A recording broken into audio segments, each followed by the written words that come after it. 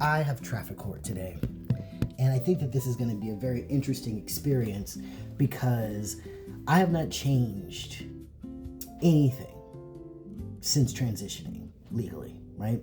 I have the same legal name. In regards to white man paperwork, nothing really has changed.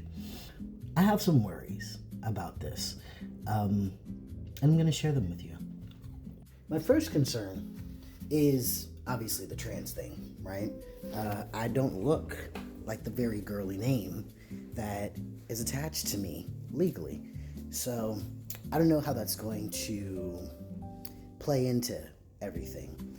Also, my last name is very, very foreign, very palpably, obviously foreign. I might have a run-in with immigration. Despite the fact that I was born here, despite the fact that I am a U.S. citizen, I still travel around with my passport, primarily because that don't mean nothing.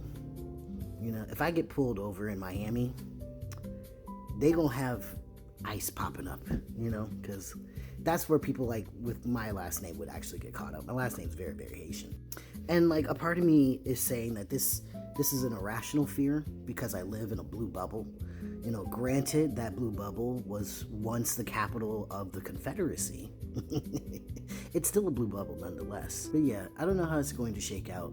It could very well be that nothing happens outside of me having to pay a fine. I don't know. If I post this, then obviously nothing bad happened. If I didn't post it, then this is just going to stay in the drafts. All right, wish me luck. Well, I didn't get deported. I lived to terrorize you guys yet another day. Doesn't mean the journey wasn't interesting, though, because I learned a lot about myself with this entire process. So one thing that I know about myself is that I am very much I'm here, I'm queer, get used to it type person.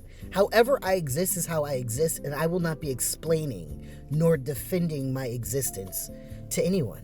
I'm just gonna be here. You know what I'm saying? That's how I've been traversing this world as a queer person who has been out and queer since their adolescence. Because of that disposition, I think the officer took my license, saw the information on my license, and then decided to take my very girly, very feminine first name and write it down as my last name.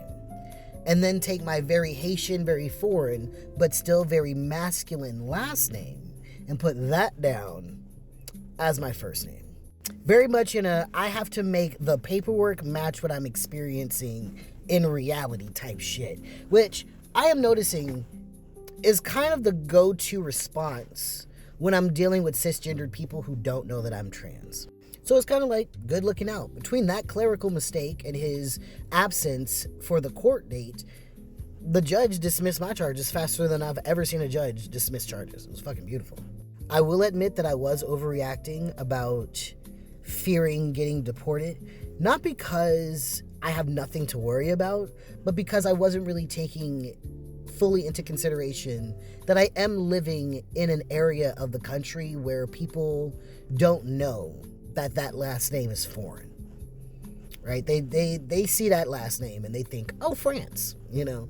If I were in New York or Miami, then I should get a little bit quivery, you know. My butthole should pucker at that point. So I feel a little bit silly, but not too silly. You know what I'm saying? As a black trans man, I will say that this experience with the city of Richmond's judicial system was rather pleasant. You know, I'd give it a 5 out of 10. And it's getting a 5 out of 10 because everyone that I interacted with at that courthouse was black, to include the judge. So I'm like, fuck yeah. One time for being in a black ass city.